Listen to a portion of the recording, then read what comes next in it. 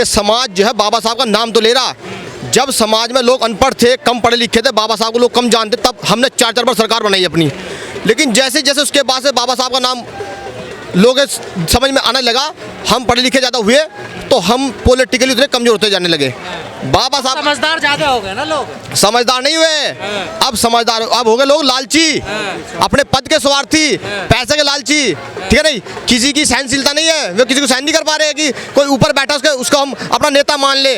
हम नेता बने, सब नेता बनने चक्कर में लगे इस समय। बताओ ना, अगर इतने समझदार हो गए होते तो क्या आज जो एट्रोसिटी समाज के ऊपर हर 10 मिनट में रेप बलात्कार लड़कियों का होता है, हमारे लड़कों को मारा जा रहा है, लड़कियों बलात्कार हो रहे, क्या रुक गए वो?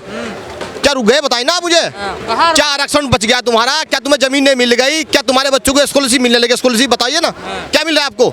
हम कितने पढ़े लिखे हुए?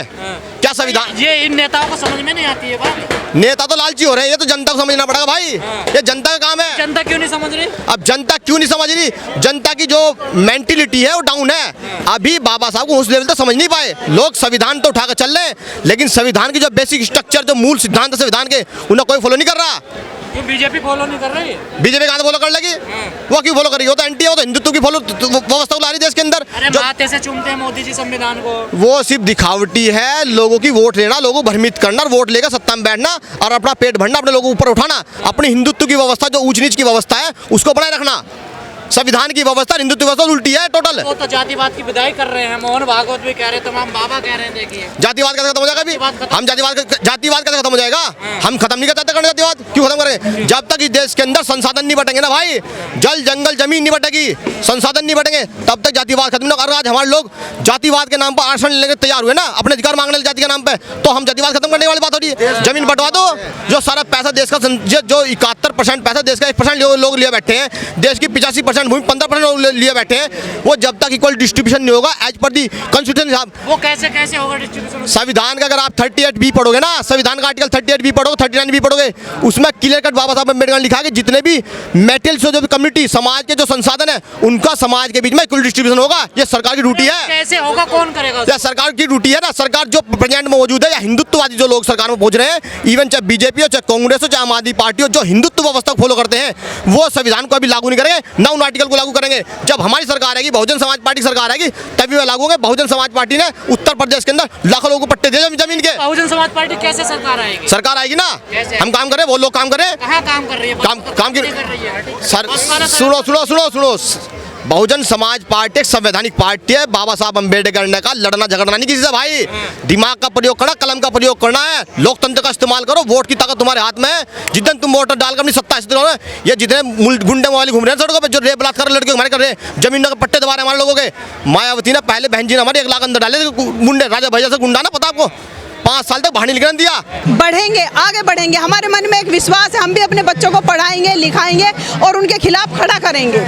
लेकिन वोट नहीं मिलता। जो आपकी विचारधारा है वो धूमिल हो रही है, उसमें वोट नहीं मिल रहा। वो उन्हें बरगलाया जा रहा। दरअसल वोट मशीनों का भी यूज किया जा रहा, मशीनीकरण किया जा रहा। ईवीएम क्यों नहीं हटाते, ये बताइए। सर आप बताइए सर, क्या नाम सर आपका? संजीव वर्मा।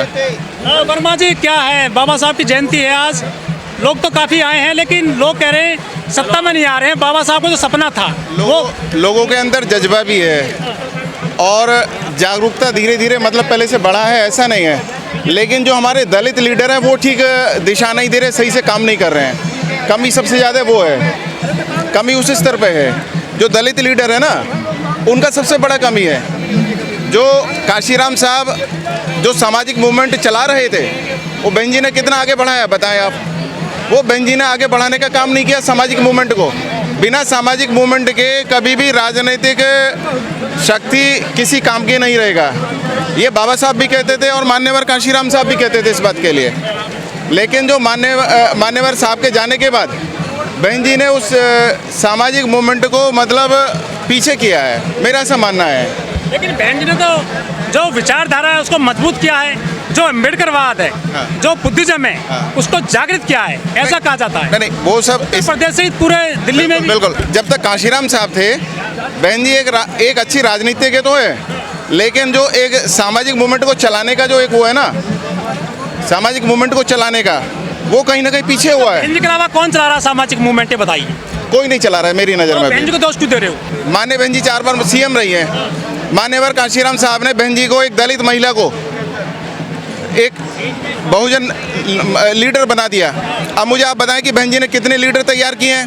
1000 कितनी महिला तैयार की हैं लीडर? पार्टी में डिप्टी सीएम तक बन गए, बहन जी के बनाए नेता। तो लो वो पाठक को जानते हो? मैं सबको जानता हूँ, वो यहीं से जाने के बाद ही तो बने हैं, लेकिन हम उनको सजो के क्यों नहीं रख पाए? आप बताएं।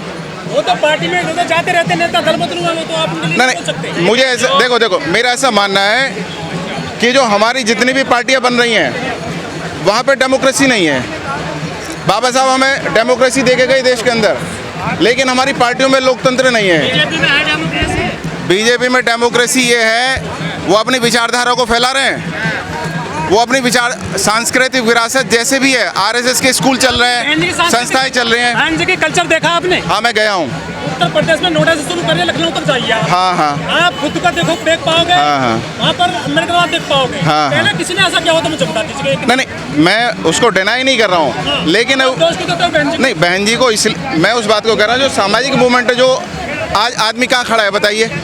ये वोट डिवाइड क्यों हो रहा है आप बताइए? साल में कितने आप प्रेरणा केंद्र बने थे बताइए? नहीं, एक बात बताएं, मान्यवर कांशीराम साहब जिस चीज़ को लेके चले, कहीं ना कहीं कमियां तो रही हैं, डिक्लाइन हुआ है ना, कहीं ना कहीं कमियां तो रही हैं। सबको सांसद मंत्री बनना है, बताओ किसको बनाना है? तो गलत चीज़ है ना, वो गलत चीज़ है ना। मैं मेरठ से बिलोंग करता हूँ, दलित नेताओं की भी बहुत गलतियाँ। मैं केवल बहन जी का दोष नहीं दे रहा हूँ, लेकिन बहन जी ने जिनको नेता बनाया वो क्या कर रहे हैं बताइए? क्या उनकी जिम्मेदारी नहीं है? मेरठ में एक भी दलित नेता का नाम बताओ जो मूवमेंट को आगे लेके चलाओ। पार्टी कमजोर हुई इस तरह से। दूसरी बात, जब तक बुद्धिजीवी वर्ग नहीं आएगा सही से, मूवमेंट को चलाने वाला वही मध्यम वर्ग होता है, बुद्धिजीवी वर्ग होता है। मैं सही बता रहा हूँ। एक बात और बताएं, जब तक सांस्कृतिक विरासत, हम ये कह रहे बाबा, देश में दो ही विचारधारा चल रही हैं, मनुवाद बनाम अम्बेडकरवाद। बाबा साहब ये कहते थे, इतिहास दर्शन में मैंने पढ़ा है कि भारत का संविधान क्या है? भारत का संविधान आर्यों और अनार्यों के बीच का संघर्ष है। बाबा साहब कह रहे हैं इस बात के लिए। तो जब वो संघर्ष, सुनो 2012 से बहन जी लगातार चुनाव हार रही हैं। दलितों का वोट बैंक डाइवर्ट हुआ है। बिल्कुल। समाजवादी में, कांग्रेस में, भाजपा में। बिल्कुल। बहन जी जीरो कर दिया, आप लोगों ने वोट नहीं दिया। आप क्या सफलता, क्या मिली सफलता? आप मुझे एक बात बताएं, जब 2012 में हम सत्ता में, सुनो आपको अधिकार मिले? नहीं, मैं बता रहा हूँ इस बात के लिए, मैं बता रहा हूँ। जब 2007 से 12 तक हमारे पास सत्ता रही हमारे पास, लेकिन बहन जी ने 120 बड़े लीडर जो मंत्री थे, उनके विधायक थे, 2012 तक आते आते उनको निकालने का काम किया। 84 विधायक और मंत्री समाजवादी पार्टी में जाके जीत गए। एक कांग्रेस से 120 नहीं, जीते नहीं। आप बता, जीते नहीं जीते? 100 सांसद बीजेपी में, आप उसके लिए क्यों नहीं बोलते हो?